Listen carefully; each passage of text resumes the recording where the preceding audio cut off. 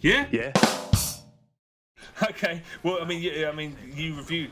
I did, yeah. If you want to read, well, I mean, we say we wouldn't talk about Titanfall anymore, but the new maps have come out, so we are going to talk about Titanfall. If you wanted to read my thoughts about Titanfall's new maps, for whatever reason, I reviewed them for Eurogamer. So just Google Eurogamer Titanfall Expedition, and you'll find it on there.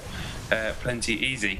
So it's a 3-map pack, the first instalment of the Titanfall season pass, and unsurprisingly, given the quality of the maps that exist within the game already, it is 3 rather excellent maps. The first of which is called Swampland, which people have remarked looks like Endor from Star Wars. It's big tall trees and greenery and some sort of scattered buildings and things like that. It's kind of the most freeform of the maps.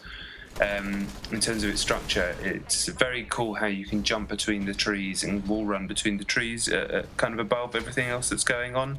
Apart from that, it kind of reminded me of Fracture, just in the fact that it was a bit asymmetrical, large with scattered buildings. Fracture is one of the 2 that's in the beta. If you remember, if you only played the beta, the bigger one. And it's an excellent map. I can see snipers using the trees and the wall hang option to be able to snipe cloak from up in the trees. It takes skill to get across the map quickly using those trees, but it is doable. The only problem with this map is that it's coming on for me. If you got a lot of Titans in the middle, the fact that with the fog effects that they've got going on there, my frame rate died a few times. I mean, the worst it's died ever in Titanfall, I'd say, bar playing that corporate map on the campaign, where that took a kicking as well. Really did struggle at a few points. Again, testament to the game's quality that somehow it still doesn't bother me that much when that does happen, but it does make me look at my Xbox One and think, what are you? Why is this happening? Next map is called... what's the next map called? Runoff? Yes, Runoff. This was probably the least interesting of the maps. Kind of rusty, grids, metal, angles, boxy corridors. Very well designed map in terms of the way that you flow around the level and the different ways that you can traverse it using some of the vertical grids to wall run across it. But to look at, nothing interesting whatsoever. But just a good functional map that scales really well for everything from just playing a bit of attrition all the way up to Last Titan Standing, as all the maps do. Kind of unremarkable, but just a good solid map that nothing to complain about really. And then for me, the coolest map of the 3 is called War Games, which they've really kind of gone to town on. Instead of jumping in from a dropship like you do at the start of every Titanfall match, you get scanned in to a simulation machine, or like plugged in Matrix style. It takes longer than it does in the dropship, which is slightly irritating, but you can deal with it. And the coolest thing about this map is it has these 2 kind of angular...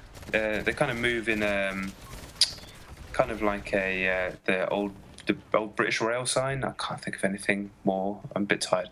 But they have like a kink in them.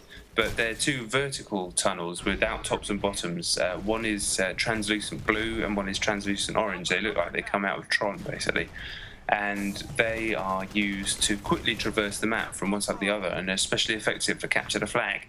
But the genius thing about them is there's ways into them because they have gaps at any point, and you can see through them, so you can see people trying to make that sneaky escape, and the whole map kind of revolves around controlling those. But because Titanfall is a 2-tier game effectively, when you bring the Titans on, if you coordinate good Titan drops with your team, you can start controlling the map outside of that, and people who start using those actually become at a disadvantage. So it doesn't just become about that, even though that is the central part of the map. And the other cool thing about this map is a rare thing for this type of DLC. They've actually changed the way that the death animations work to kind of fit in with the aesthetic of the map. So instead of just your normal falling over bear like you do in these games, they kind of digitally disintegrate when you kill them. It's a cool little thing, really nice touch.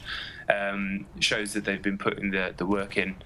And yeah, just a really good first instalment as far as I'm concerned, to a season pass that was only, I think the season pass is only 20 quid anyway, which is quite cheap. And the season passes, as they're always a safer bet on online shooters, I think, online shooters that are of a certain quality, because that the maps are going to come. They were always going to come anyway before season passes existed, and it's in the best interest of the people making them to make the maps good, because they want people to be playing their game, and then they want people to buy the next game because they're still pumped about playing that online shooter. So yeah, for me, this is a great first instalment.